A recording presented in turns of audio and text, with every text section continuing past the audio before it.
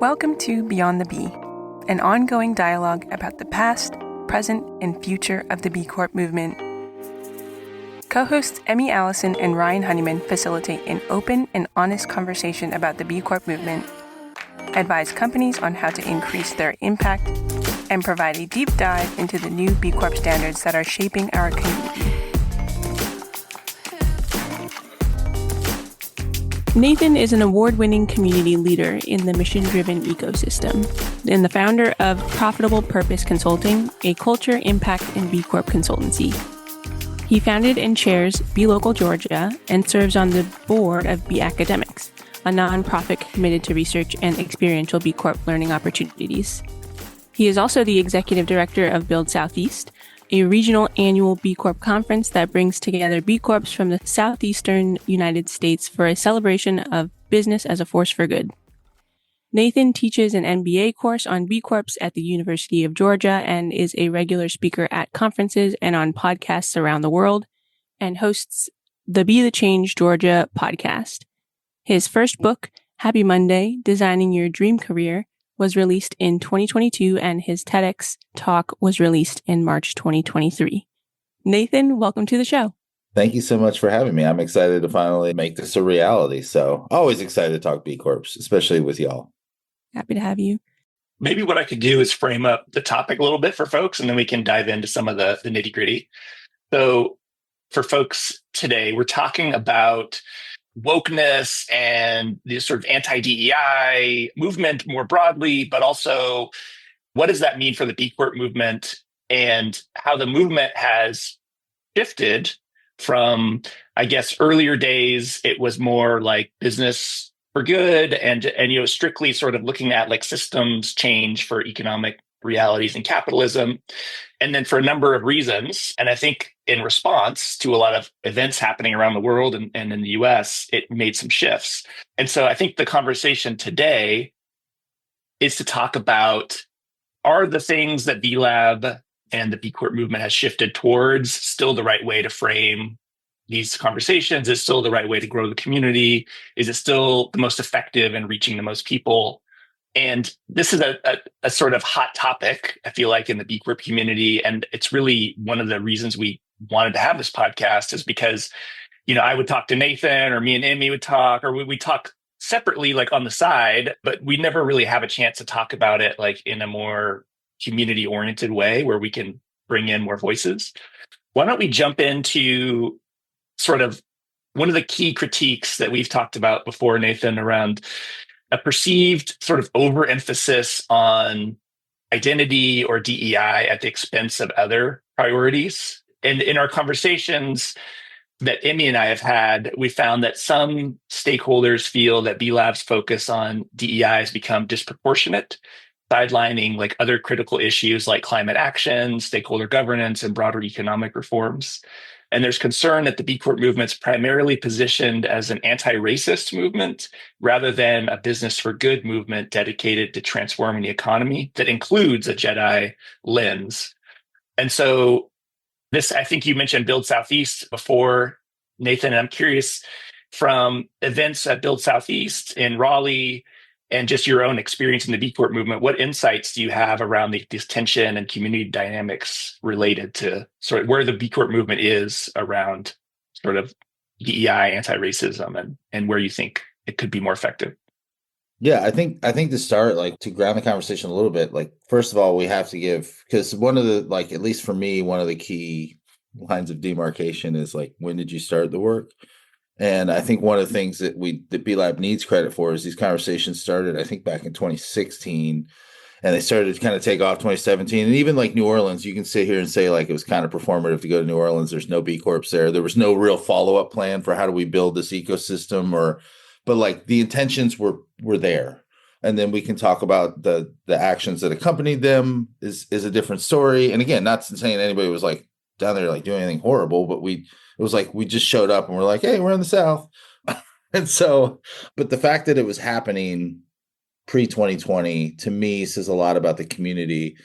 I do think they took a leadership role in this space prior to everybody else putting things up.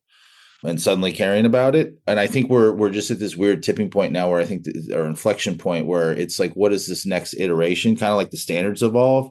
I look at DEI as like, it's time for DEI and what we know it as to evolve. And so now I'm kind of the outspoken advocate of like, when do we move to action?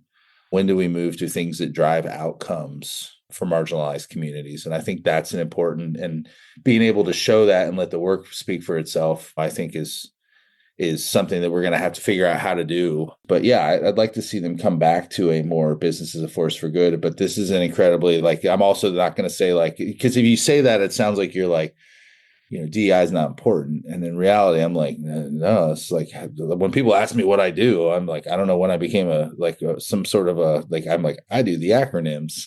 I do DEI and ESG.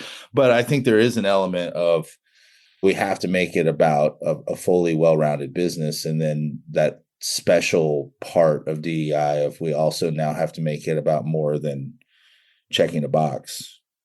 Yeah. And maybe I'll just say one thing, and then maybe Emmy, you could jump in on like this next section, because I think it ties into this focusing on language versus outcomes, which we could get into. I do think it's worth saying that this conversation has been informed by like some survey results that we did with like the consultant community and, just other conversations we've had. And so I would just say that it's not like every B Corp is out there saying, hey, our positioning is wrong, but it's not like it's just one person or two people either. This is like a pretty significant group of folks who are feeling like, are we doing the right thing in terms of growing the community? And it's like people are also mindful of, it's not like folks are saying we need to like sort of drop anti-racism and like that focus. It's not either or in that sense. It's just, what are we leading with? And like, how are we including most folks? And one other thing I'll say, just as like a context setting, is that it is worth noting that like B Lab Global is actually differently positioned on this in some ways than like B Lab US and Canada. Like B Lab US and Canada is very focused on racial equity and climate justice and stakeholder capitalism because of the US context. And so I know that like the sort of wokeness conversation goes beyond US and Canada to other parts of the world. And in particular, we do have the US and Canada B Lab's positioning is particularly focused on racial equity and climate justice, which again, I feel like has been, like you were alluding to, Nathan, it's like has been a progress, and like we've needed to get to a place where a lot of these things are brought up to the attention level that they deserve. And like, what is the best way to continue to build the movement beyond today? So maybe, I don't know, Emmy, do you want to shift to like focusing on language and outcomes, or? Yeah, and I'll just say some would argue that B Lab's approach to DEI can sometimes feel performative or focused on language, semantic, and symbolic gestures rather than tangible, measurable outcomes. For example, land acknowledgements, while they're important in reminding folks that Indigenous people are still here, can still feel like what we're talking about, this box checking exercise. There's frustration that discussions around DEI have become abstract and, as you mentioned, Nathan, academic, rather than resulting in meaningful and systemic change for marginalized communities. How can B Corps ensure that their DEI efforts are more focused on outcomes and real world impact rather than the performative feeling type actions?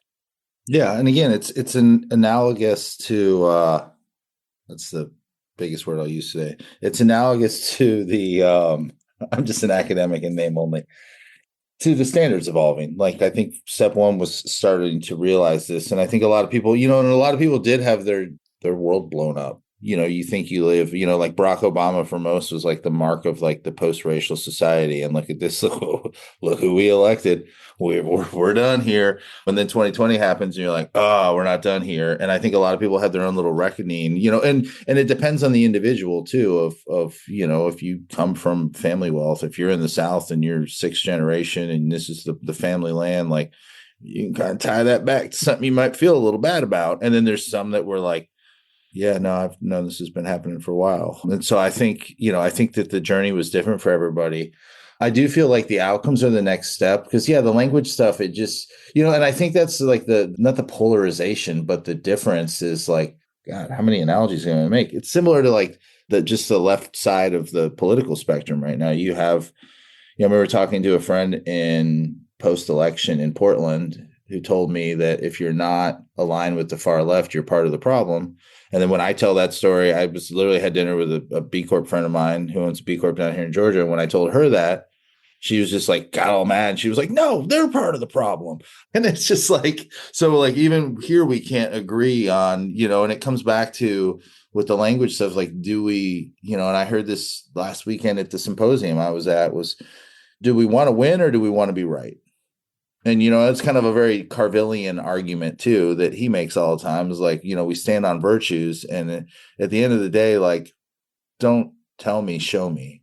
And it made me think of like so when we did Atlanta, it was like, okay, we can for, Atlantucky, it was like, we can rent this whole thing out and really drop some serious cash at this brewery on a Wednesday night. And so that's what we opted to do. And it was to me, it was more outcome driven of like, this is the opportunity here to like, we've spent small 5 figures there, which is pretty good. I mean, we had some really cool content. We had some Black owned fashion show. We had some really cool stuff at that event. And yeah, and like to me, it was like, one of the things that we wanted to push at Build Southeast specifically in Raleigh and Atlanta was how much money did we spend with Black owned businesses. Raleigh, same thing. One of our excursions was Black Friday market. Everybody got, I think, like $25 to spend in the store. So people were just buying stuff. And I'm just like standing at the front with my credit card. Like, I don't know, we'll figure out how we're going to reimburse me later. And I was like, Johnny, just give me the final charge and just charge me for $1,000. And if you need more, I'll come back tomorrow. And he's like, cool, got you. So like that type of like outcome driven approach. And sometimes it feels like the language or how we posture or how we say it like is more important. And I think that we get lost in the fact that like a lot of times the way we talk in Portland doesn't sell in Atlanta, even like BIPOC. And we've had this conversation, like it is a regular occurrence that I have to explain to somebody from Atlanta who is in the BIPOC category that like they don't know what it means. So like I have to explain like, oh, it's a academic term that's been adopted. It's Black, Indigenous, people of color. And they'll be like, oh, okay. And then some people are like, wait, why am I what? Like, so like even that for like some of this is like the language we're using sometimes doesn't even resonate. And so it just becomes this very interesting, like, I mean, I always use the Russell Center shirts that build Black business. That's what it says on the shirt. And so it's very interesting, like the difference in language and what we do. And there's an obvious reason for us, especially Atlanta or Birmingham or Montgomery or New Orleans or Raleigh or Greensboro, to focus on Black entrepreneurship. And that's just kind of but it's always a weird thing when it's like, but if you don't kind of say it in the right, like way of like coastal academia, like it's somehow you're like against the cause, when in reality, I think what we need to do is a community is realize, okay, what works. And we had this conversation out loud in Raleigh of like, what works. And poor Jorge, the panel before him went rogue and really laid in on the feedback. And it was a hot topic. And then, of course, I'm like, welcome to the stage, Jorge Fontenez. Sorry, Jorge. So, because everybody was just like bashing B Lab and it's too woke and I can't send people to the website anymore and and it's a liability for my business. And maybe we were just getting the DEI backlash earlier, like that wave hadn't reached the rest of the country yet, but we were getting it and it was bad. But we're not going to have 38 languages. So how do we come together as a community to figure out like what are the outcomes we're driving towards? And then let's reverse engineer how we're going to get there. And then we can agree on the language. We can agree on the work. We can agree on all the things. But I think what I don't want this to turn into in our community, I mean, even the right of center folks who own B Corps or the people in the South who it's a faith calling to serve their stakeholders. Like, I don't want to turn into this ideological purity test where they're no longer welcomed in the community. And I also don't want to turn it into let's just cast aside the biggest pockets of B Corps, Portland, Vancouver, Vermont, the Bay Area, like just because we agree on the outcome, we probably maybe disagree on like the means to get there. So yeah, I think though this next driver of outcomes, like that's something that I really do think is important. And I am finding my voice is potentially the person that can say the uncomfortable things to some of the white allies of like, appreciate it, love what you're doing, need you to do more. And that maybe will land a little bit better when somebody that looks like them tells them that like very politely, like, you ain't doing shit. Time for action is now. And especially with everything happening, the time for action is definitely right now. And it's going to be up to us to carry this torch and do a lot of this work and figure out too, like, as allies, like, I'm not calling on anybody to just be like swoop in and save the day. I'm calling on you to figure out like, your stakeholder mappings and what are you doing in your community. And I remember saying that at Champions Retreat in Vancouver when a little Be Local breakout session. And it was like, how many of y'all have been to, know your Black Chamber of Commerce?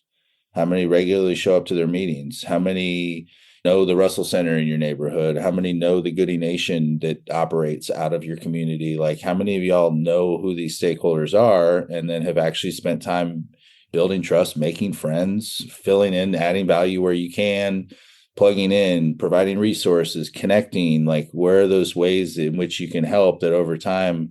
Also for the B Corp brand, it's just where we've been fairly successful in Atlanta now. The B Corp brand and the hat and the logo and everything is trusted when we walk in the room, is like, they get it and they're here for the work. And we did that panel last year in Atlanta. If you're here for the work, there's a seat at the table. And I think and it's not a knock on anybody or anything. I think it's just kind of a gentle kind of push nudge to like, all right, you've advanced out of DEI 101. It's time to take or even 3,000 level classes. It's time to go take the graduate classes now. And the graduate classes involve outcomes and work. I appreciate that. And yeah, those graduate level classes, I'm hearing you say like the outcomes allocate more resources, more funds, spend more money at BIPOC owned businesses. I'm hearing understand your stakeholders better, make sure that you understand their needs and are addressing their needs wherever possible. Are there other outcomes that you would encourage folks to be thinking about? Yeah. And I think, you touched on it there too, of like, even from a figuring out what works, like in your local community and which organizations, like there's also the local solutions. Nobody knows the problem like the local community. And maybe that's something as I think out loud or as I connect the dots in my head all of a sudden, maybe that's what has been the B Lab disconnect, is we're taking this kind of hyper academic approach and thinking it will apply in Denver like it will apply in Birmingham. And it's not going to. The problems are different. The history is different. The socioeconomic is different. So I think figuring out too, like not wanting to reinvent the wheel, but how do we kind of get people together of like figuring out what those problems are and then letting those local solutions on the ground solve them. Just like I don't think I realized until Build Atlanta that how lucky and blessed. And I mean, there's still a whole lot of things that need fixing, and I'll let a Grady baby go off on those. But there are a lot of resources in that city, and there's a lot of attention, and there's the AUC is right there. So you have some of the nation's like preeminent HBCUs. You've got PBIs all over. You've got some really cool things in Atlanta that I don't think others have. But for people trying to figure out like what metrics are you driving, for me, it's very important to like look at your business and figure out where are you, how big are you, what's your budget. So for me being in Georgia, like a lot of my work is centered around that premise of building Black business. And that's where a lot of the DEI work is focused. So I think that too is like, where are you and what can you control and which levers can you pull that are going to have the most impact? One of my KPIs in my annual impact report is how much of my spend, which for me is hard because it's Delta and hotels.com, but the rest of it, how much did I spend with Black businesses and how much did I spend with other B Corps? Those are my two most important ones. Because at the end of the day too, like even from a business owner standpoint, you look at like, you're going to buy from your network. And if your network isn't incredibly diverse, you're probably just going to, you know what I mean? Like I buy from my friends now and I'm able to do incredible things. And I have a diverse group of people, and my website guy's white and B Corp, and my caterer's black and not a B Corp. But like, I'm able to just kind of like the people that I like and trust and know well now is just like, it just happens very organically. But I think that comes with the intentionality of like getting out and meeting people and conversing and joining different organizations and walking into rooms where, not everybody looks like you, and kind of getting comfortable with the uncomfortable, which goes back to, again, kind of that next iteration of where do we go from here from a DEI standpoint. So those are some of the KPIs I would think about. One thing that I think maybe a knee-jerk, more progressive reaction, like I'm a white guy, I've read all the books you're supposed to read to be a proper white anti-racist. And one of the, like, I guess, more simplified pushbacks to what you're saying around was like, well, it's just white people in the B Corp community we're actually just getting uncomfortable. And so we're pushing back. And it's more just based on discomfort with like elevating folks of color, or, having an indigenous land acknowledgement, or a black, MC of the B Corp retreat. It's more based on discomfort rather than like some of the. So what would you say to someone who's just like, oh, it's the old school white B Corp founders who are men who are like mad that they're no longer included, or something like that? Like, how would you respond to that pushback? I think there is an element of that.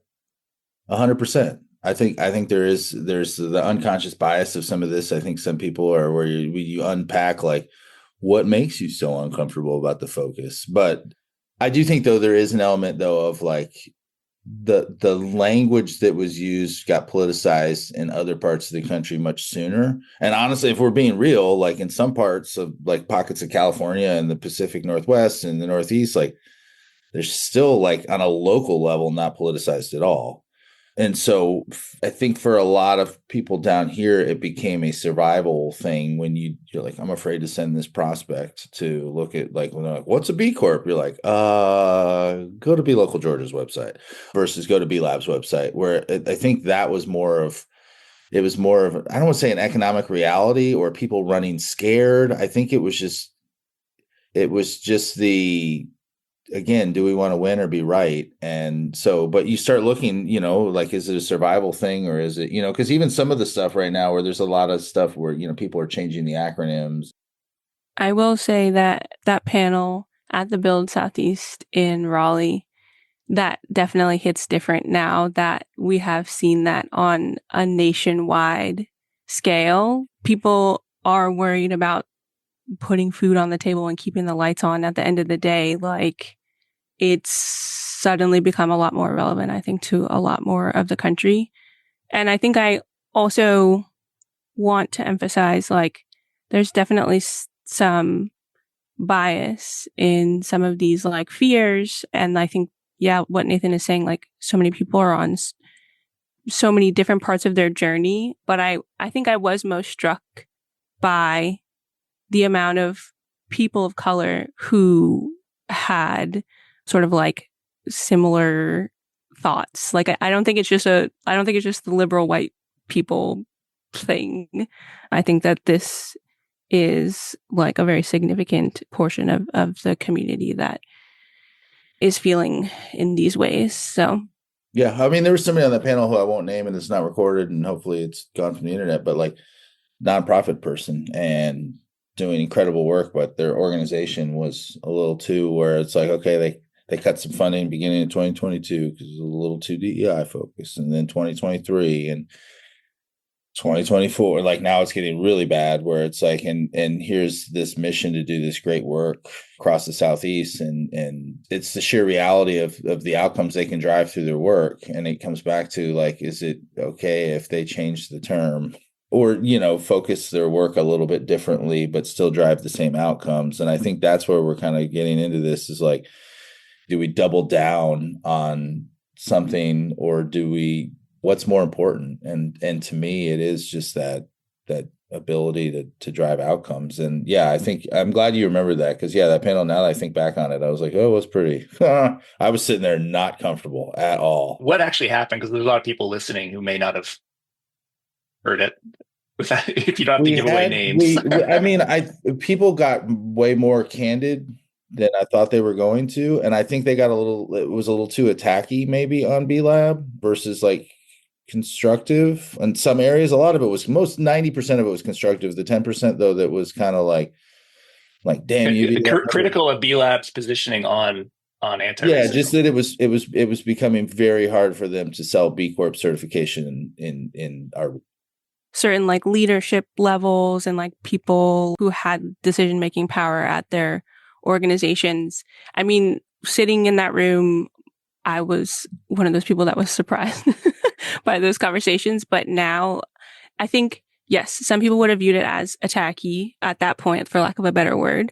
But now it feels like there were very fear driven feedback, very much along the lines of like, oh, I get newsletters from B Lab and it has all these terms that like I try to like hide it from my leadership team, or like things like that. Like people had like real anecdotes that they were pointing to, that the more that they just like, and they were like building on each other's momentum.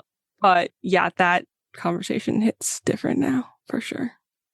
Well, I mean, in a weird way, it was almost like canary in the coal mine. But also, I look at some of the people who I know, at least in my network, that were not fans of it, and I also saw some of the companies doing really impactful work and investing. Like all the charitable donations were going to like K through 12 STEAM education for Black and brown girls in Atlanta public schools. Where you're like, but yeah, they're the same people who are like, oh, not another B Lab newsletter, And so you're seeing some of these like where it's like these are people doing the work, but they're just like turned off by the language.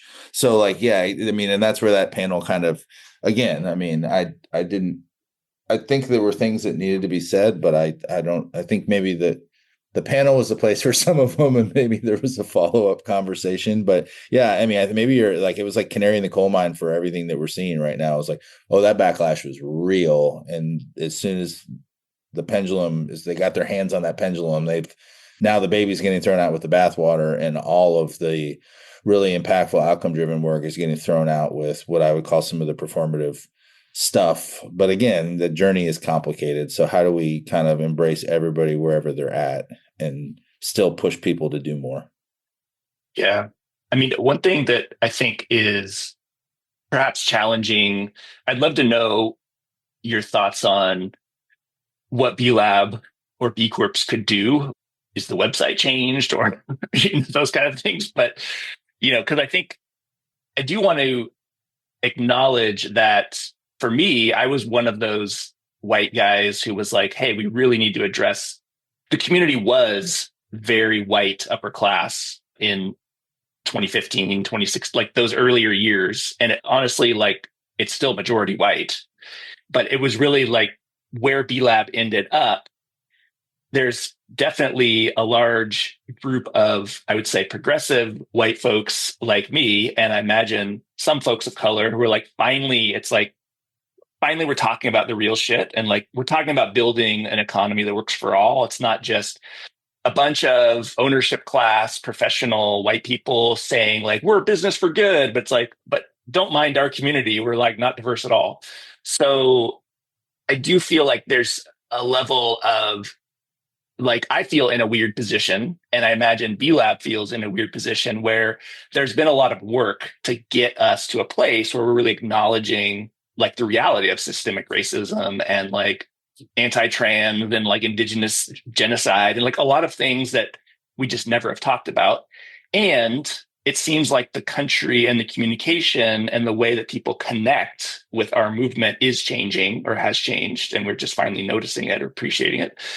And so what do we do now? Because if B Lab were to say, you know what, like, let's take down like these photos of like Black folks and people in wheelchairs and like, let's take down and like not be so identity forward or something like that. It feels like you're capitulating to like sort of like a right wing. We need to like remove all mentions of DEI. So and again, it's asking a lot to like have some answer, but I think it's more like a dialogue. Where do we go from here, given that things have shifted and it's been important to like elevate these conversations?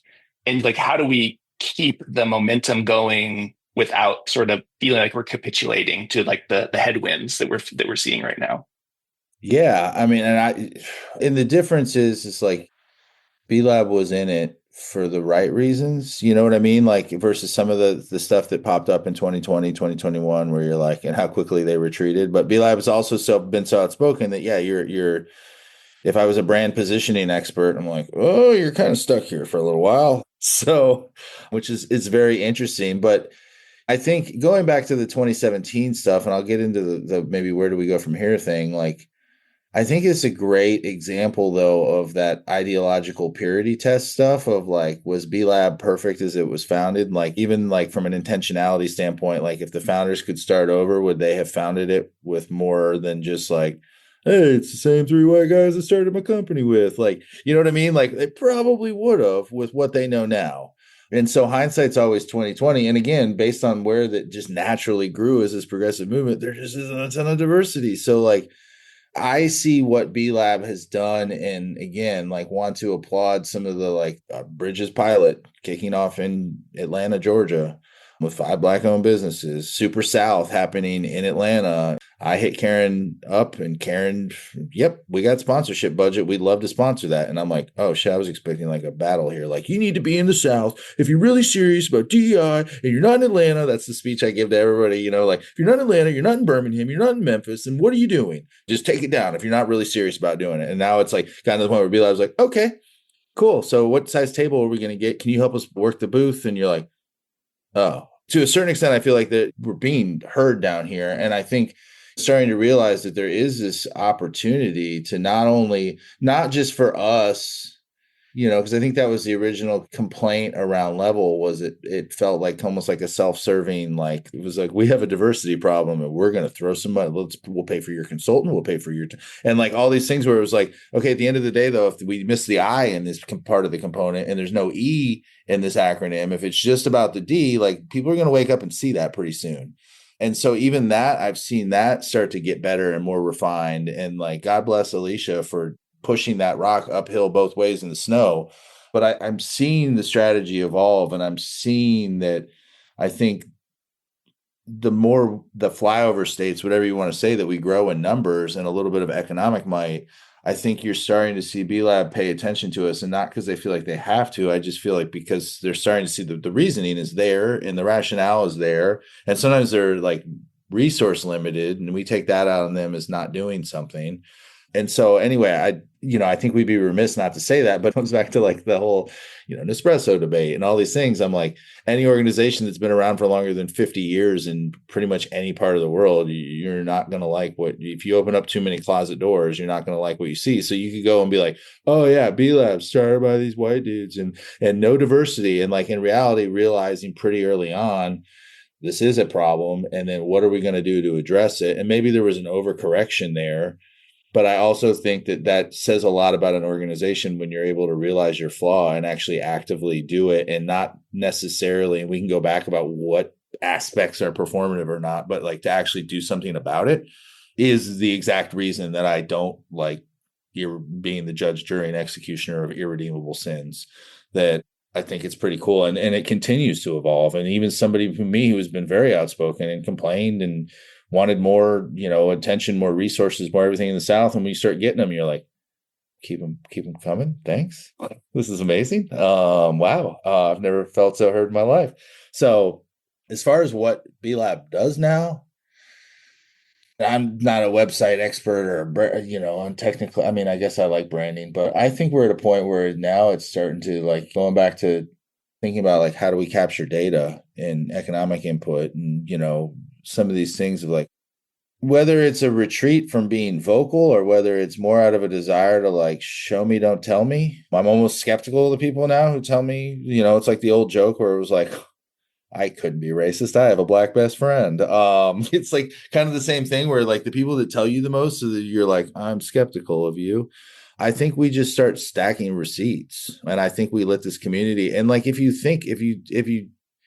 you've been here for a while and you start looking around at the different builds and you start looking around at the different B local boards, well, hot damn, we're doing it. We're seeing like organic diversity, equity, and inclusion play out where there's no Nobody was just given this like, hey, can you get in front of the picture?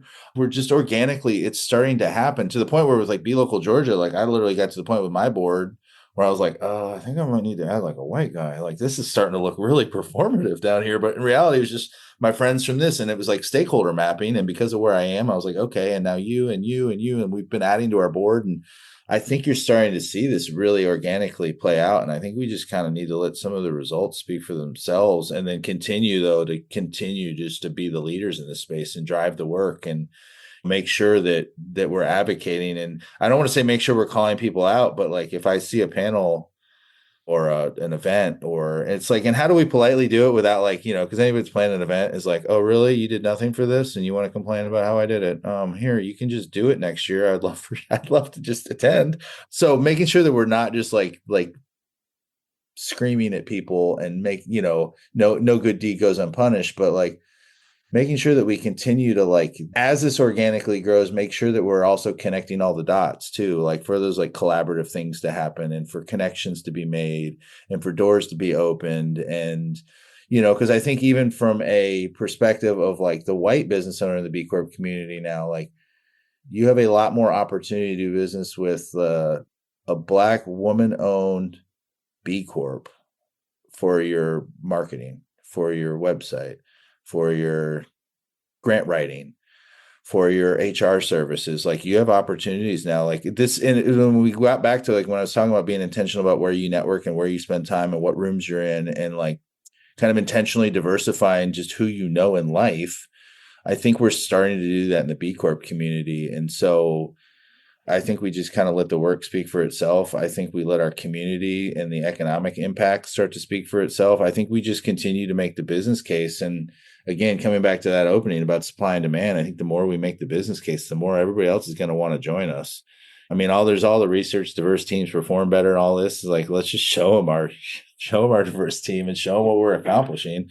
And if we have to tweak the way we talk about it to get people on board, like a great example, Scott Collins in Kentucky that started Canopy. And I had him on my podcast like a year ago or something. We were talking about language and he's like, if it's divisive, let's not use it. So if I frame it like, don't you want your neighbor to be, doing well and like not have to work a full week and not be able to put food on the table for their family? Don't you want your community to be safe and healthy and clean? Like when you frame things like this, like everybody gets on board. So if it means again, there was a professor from Howard last week at that event talking about what is his new acronym, EFP, Equity and Fairness Principles. And, he's kind of making that argument too. Like if we lay out the economic argument for what it means for a thriving middle class, Black, brown, white, all across the country, a thriving middle class, it's going to be a really compelling economic argument. So maybe if we stick to like dollars and cents and what people understand and right, wrong, or other, leave some of the, oh God, this will mean little Johnny's never going to get a job because he's a 10-year-old white boy. And by the time he graduates college, I've heard this before, by the way, by the time he graduates college, nobody will be hiring white men. I'm like, sorry, what, is it still America? Well, that's hilarious. You're adorable. But that fear was real. I've had that conversation where like, and that was in like 2021, maybe early 2021. They're like, oh, Steve, that's terrifying. And you're like, oh, you legit believe this. And that was the first time where I realized like, okay, if this is a person that I have known for years and this is their actual fear, we have a problem. So I think we just make the economic case and just, especially as our community continues to grow and flourish, just let that boom. And then let's figure out a way to capture the outcomes. Let's figure out a way to capture some of the data so that more companies want to join us. I think it's interesting that one of the key sort of like metrics we're talking about is how much money we're spending in these communities, how much money we're spending with Black owned businesses, how much money we're spending with Indigenous owned businesses.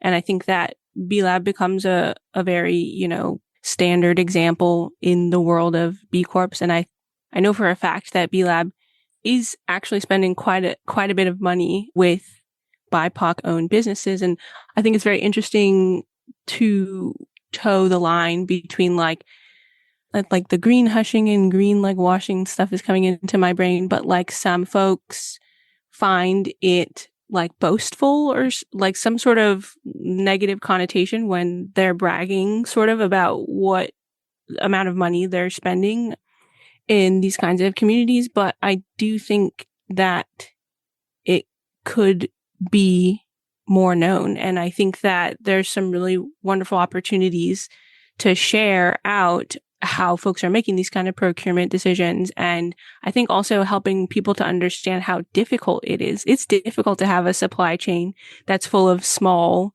BIPOC owned businesses. There's a whole different like set of like, it's a whole different mentality, it's a whole different set of processes that you need to make sure that these folks get paid and that the work happens in a way that works for all parties. There's some really great learning in there, but I do think that there's a bit of hesitation in the way that it's communicated, and it could feel performative. It's like the whole thing is quite nuanced. And I think that folks are trying to be intentional and maybe erring on the side of like overly cautious. That's a great point. I mean, because you don't want to appear like look how woke I am. I spent whatever 15% of our expenditures last year, and I think it takes a very specific situation. But you should still be tracking it. Like even if you're not sharing that publicly, like you should be tracking that. You have a 1% commitment. Can you carve out for some people? 15% of 1% is a very minuscule number. For some of our bigger B Corps, it's a massive number. Could we figure out a way to put that into a CDFI or an investment fund? And I'm not an investment person, but could we then deploy it to come on down to Atlanta? Come go to the Russell Center. I know some people raising capital right now. Let's deploy some of that and not only be like, hey, let's help you certify, but let's invest in this business. And we could, I mean, honestly, too, we could create our own little investment fund. We could create our own little Silicon Valley that invests in purpose-driven businesses, in Black-owned businesses, and in Indigenous-owned businesses. Like we could really do something really cool with some of this capital. And so my next steps for where we go from here, I think, is some of that. It's like it could be really cool to design some programs with the B Corp community and some of the leaders. And we do have some very successful people. We all know from that question of the B Impact Assessment what an accredited investor is. Of how do we kind of energize and mobilize and galvanize those people who, again, it's like, well, you can sit here and use the word performative, but to me, anybody doing this work is an ally, and they maybe just haven't activated the action part of their allyship yet. But if it takes me kind of like shaking your shoulders a little bit and kind of going like, let's go. I just think there's some really cool opportunities for us as a community to come together and kind of whatever it is, if it's our own like purpose-driven Silicon Valley, like let's start kind of figuring out what this is. And then you get into that mindset where people can exit. And when they exit, the expectation is similar to Silicon Valley. You're going to invest in the one behind you, or you're going to invest in the next social enterprise behind you after your successful exit. You're going to invest in Black and brown owned businesses around the country. We're going to kind of create our own rubric and do these things. And like, I just see the opportunity, regardless of what, as I like to say, you can't legislate my values. So regardless of what happens right now, we still have a lot of control over the destiny of this conversation and where we go. And so I think that's the thing. And I think sometimes I get mistaken for being like anti-DEI work, where in reality, I'm kind of just like on the other end, there's like the people that, like you always, whatever they say, you get like some of your best feedback from your haters and your detractors where you're like, there was something in there and you're not wrong and I could do more. And you have to put that like anger and saltiness aside for a little bit. Like, who is this telling me what I need? And you're like, all right, let me digest what they told me and let me put it into action. And so I think there's some of that where I think sometimes I get mistaken for being this. In reality, it's like, no, I'm just kind of the person, like I'm up 20 yards ahead, like, let's go. Come on, let's go. Like, so I think it's an interesting time, but I'm optimistic about where we can go and what we can accomplish together. But I think it takes having these conversations too, where it's like, you got to get a little uncomfortable and like, Ryan, I know you're in WMRJ. Like, I have no problem with the group. I'm just kind of like, all right, next step, let's raise a fund. Let's go. Let's pass the hat. Let's raise a fund. Let's invest in, Equity Wings, Joey Womack, Goody Nation. Like, he's got a whole training program that trains accredited investors to be angel investors. Let's get him in. Let's bring him in, pay Goody Nation, and do the training workshop and see who wants to do this program. And then we can start to track all these, these investments. And like, I don't know, I just think there's so much opportunity for us as a community to really put our money where our mouth is, and less so kind of like put the badge on the website and pat ourselves on the back and put a picture of the book, hashtag doing the work. And like, now it's like, let's actually let's stop confusing that for the work. And now let's actually take what we've learned and do the work. Is there anything that you need right now, Nathan? And maybe shout out where folks can find you? I mean, I think the only thing I need right now is similar to like what I published a month or two ago, is just whether you love what I said or hate what I said or agree with what I said or think I'm completely wrong. Like, I think we need to, in all of these conversations, remember the things we're driving towards and the work we're aligned in, and try to give ourselves a little bit, like even the reality is, I probably said Portland like 13 times, but like the reality for somebody in Portland is that they do have to speak a certain way or they are not taken seriously in this movement. And that reality is completely different from me. And so I think the understanding and the empathy we have to extend to, at the end of the day, we're all on the same team. And if we're getting ready for whatever, a kickoff and the football's coming down and there's a bunch of giant people running at me full speed, like we all need each other. We need to be blocking. We need to be tackling. We need to sports analogies, and we need to be doing all the things together. And so I think we just kind of need to kind of take a deep breath. We did this in 2017 where we kind of realized, okay, if we can't control everything, we kind of started going after each other.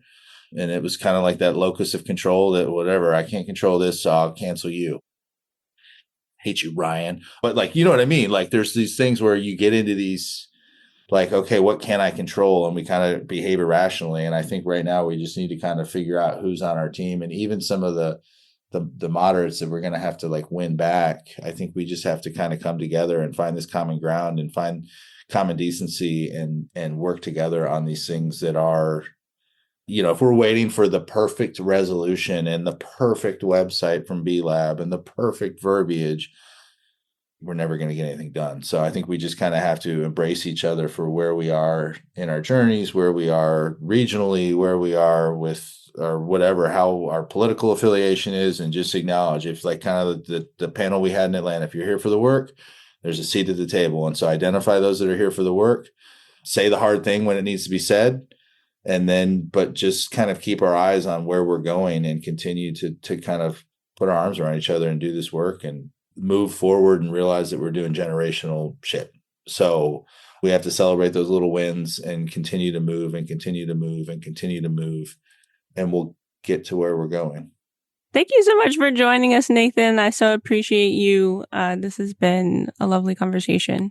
Yeah, thank you for having me. Thank you for providing a space for this kind of conversation too, because I think it's, again, one of those that we're all afraid to have. I'm the only one brave enough or dumb enough to do it publicly, but it's been a lot of fun. And I think it's been, I don't know, I think even just having the conversation, I think we start to formulate our own thoughts a little bit and start to put it all together. And, even preparing for this, just kind of like, what are we doing and where are we going and how do we get there? And I think putting some deep thought to it, hopefully we spark some ideas and some others too. And I hope if I offended you that you give me the grace and forgive me. But hopefully nobody took anything I said the wrong way, because I like to think that there's no bigger fan of this work than me. And it's more just how can we be most effective at driving the most outcomes and really doing the work. That's all my intentions are. So if my impact was to offend, my intention was not. So appreciate y'all. Yeah. Thanks, Nathan. Hey, Beyond the Bee listeners. If you're looking for even more inspiring conversations with leaders on the front lines of our movement towards just futures, be sure to subscribe to Next Economy Now, produced by the team at Lift Economy. Next Economy Now broadens the focus beyond the B Corp movement to highlight the leaders who are taking a regenerative, bioregional, democratic, equitable, racially just, and whole systems approach to creating the new economy. Check out our latest episodes at lifteconomy.com/podcast. You can subscribe to Next Economy Now on Apple Podcasts, Spotify, YouTube, or wherever you get your podcasts.